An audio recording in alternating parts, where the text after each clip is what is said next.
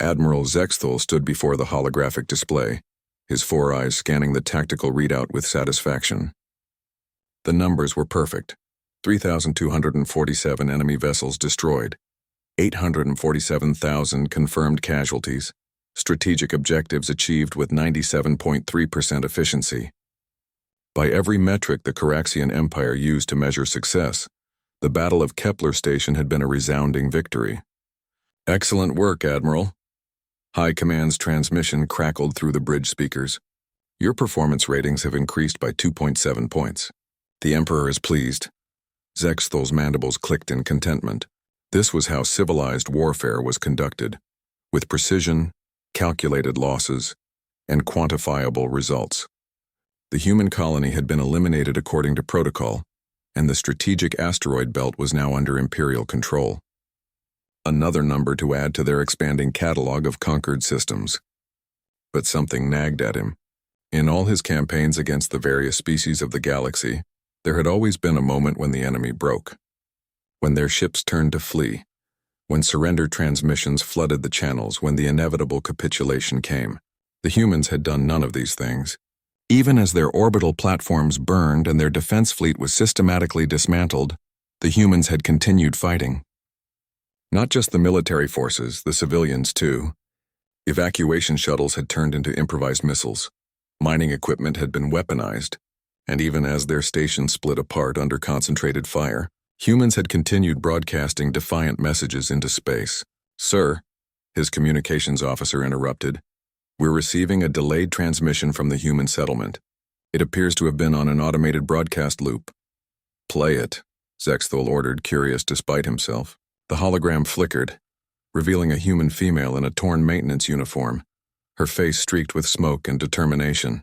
Behind her, Zexthal could see the chaos of a failing life support system and the distinctive blue glow of a reactor going critical.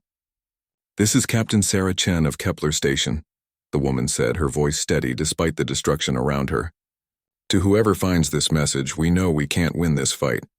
We've known it since your ships first appeared on our sensors, but we want you to understand something about humanity."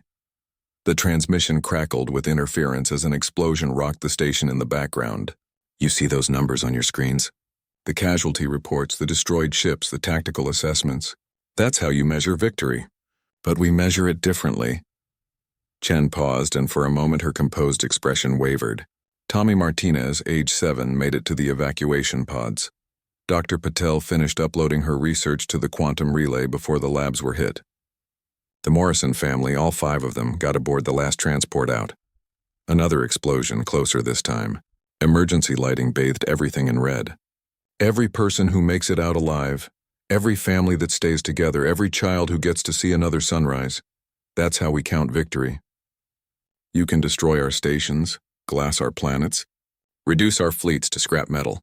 But as long as even one of us survives to carry on, to remember, to build something better, Chen smiled. And there was something terrifying in that expression. "Then you haven't won. You've just given us a reason to come back stronger."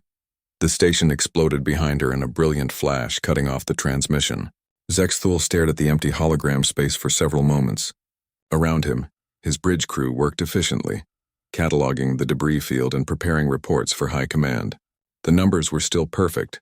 Total tactical victory, minimal Imperial losses, objective secured.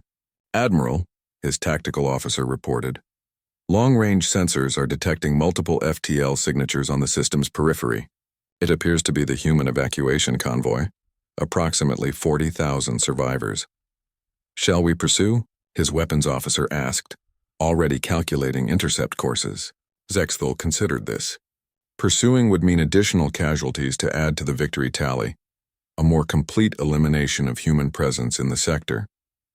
By all Imperial doctrine, it was the logical choice.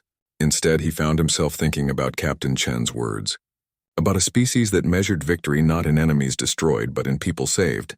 About the look in her eyes when she spoke of survivors carrying on their legacy. For the first time in his military career, Admiral Zexthal wondered if there was something the Empire's numbers couldn't quantify. "No," he said finally.